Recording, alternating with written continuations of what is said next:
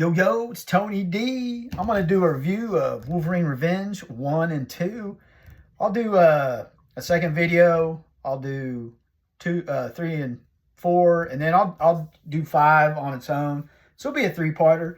I like to try to keep them short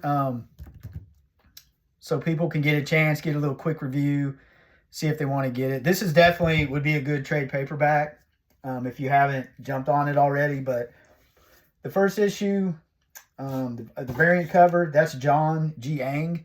That's awesome. If that doesn't get you in snick action, I don't know what will, but I love that. Issue 2, I went ahead with the Stephan Platt variant. Pretty cool, man. Platt's made a comeback. He's doing more work. I like it. 3 and 4, I got the cover A's. Probably for another video. I have the red band editions. But that's actually a discussion of I've had even with the comic shop guys about polybagging comics, buying them, not opening them. I think maybe we should just cut them open and see what's up. But we'll see. So how it starts out, Asteroid M crashes Earth. Magneto dies, releases a huge EMP that knocks out the world's power, which is hugely a problem. But while that happens, Wolverine is in the Savage Land hanging out with zebra people, which is kind of funny, but he's hunting dinosaurs, just doing Wolverine stuff. And while he does that, he runs into our boy Nick Fury. And Fury's laying down, what's going on. And there's one place that still has power. It's a cold fusion seed reactor, and they need to get a hold of it, to save the world. And so they develop a strike team. And what's bad is it's a mastermind that's running the island. And Eunice the Untouchable created a force field over it, which protected it from the EMP. So that's how that scenario got set up. So it's Cap, the Winter Soldier, and some other SHIELD guys. They got a strike force. They're gonna try to take it. But what happens is he also mentions there's only like 5 helicarriers out of like 200 now after that EMP blast, and Mastermind takes control of someone, and he runs them into each other. And this is awesome, man. Like I love the way it flows. That's good. Greg Capullo art, man, really good. And if you notice, I don't know, man, it's kind of funny. They're all in red parachutes. It's kind of a, the whole Star Trek thing, wearing a red shirt. You'll see. So they land, they're making their way, and everyone just starts getting taken out, man. That's a Deadpool. You got Omega Red doing his thing, and there's the guy, Sabretooth. That's one I like. He's pretty cool. They take out Cap and Winter Soldier pretty quick fashion. So they're all, and they get Wolverine. There's 3 of them, so they're all tied up, and they have scars on their chest, and they've had bombs implanted in their chests. And the antagonists, they're just talking smack.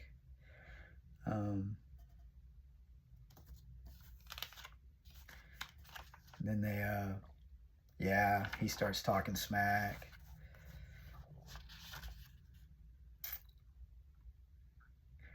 They start bantering, and they actually get away, man. They start running, and Deadpool's like, boop, boop, blows them up.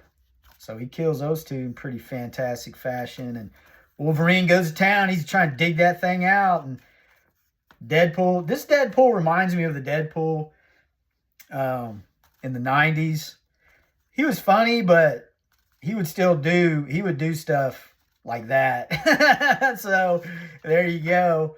But it sets it up. Look at that shot. There it is. That's revenge personified. So this issue, you just get set up the situation which causes it.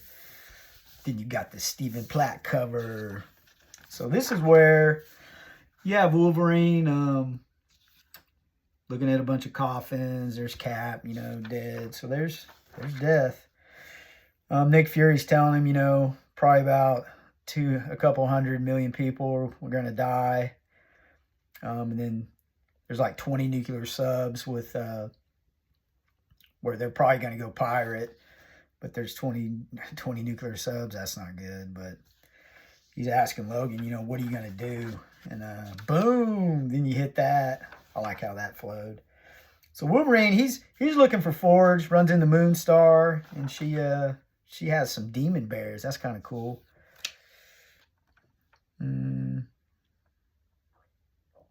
That's funny. But this is like your first mention of revenge. Like these are kind of important right here. Jonathan Hickman, he weaves these into the writing very intelligently. I mean, he tells him that revenge is the master no man should serve. And that's actually a true thing. And you'll find out as the story goes along. But Forge tries to talk him out of it. Wolverine ain't having it. He digs up Magneto's skull and gets his helmet. He's doing some work on it.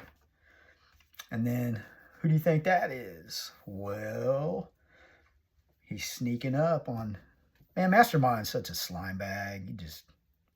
I don't like him, dude. Oh, he's talking about Rasputin cast him out. Oh, beneath him. So he got kicked out. That's kind of funny. So it looks like everyone got cast out and they're all split up. So that's kind of interesting. And the helmet prevents him from doing anything to him. And I mean, then you see the head. That's crazy. He takes the head to the Forge. This is brutal. He's going to dig into his memories. He's got to find the other guys to keep hunting. He finds that Sabretooth is the closest. You would think Sabretooth would be the last. But more of that will be revealed in 3 and 4. Really in 4. 4 is really a pivotal issue. So he hunts him down. Man, this is great. This is typical Sabretooth, Wolverine, banter. And there's the word revenge again. And he's like, and any revenge you want, it ends right here, and it ends. That's what you would want revenge to end. But you'll see as the story goes along, it's a different thing. And that's an intelligent piece of writing there that, I mean, it really hit me when I read it. It's those things a writer can do where they put something in there. Somebody may not see it like I do, but that's cool. But they have this fight is awesome. It's drawn really, really good. I like it. I mean, look at that. It's a brutal fight. It's your Class A little Donnybrook these two get into all the time, and they talk back and forth, he's Sabretooth calling him a runt, and then he knows something's wrong, and it's his healing factor. Forge put a dampener, a power dampener into the headlight of the bike, and so he's without that. But I mean, Sabretooth always does this. He's like, in me, he's like, you think you can still take me, run? And then he's like, wrong wolf in the wrong forest. I love it. So they go at it. In issue 3, you'll see more of this, but it's a good read. Like I said, this would be a good, a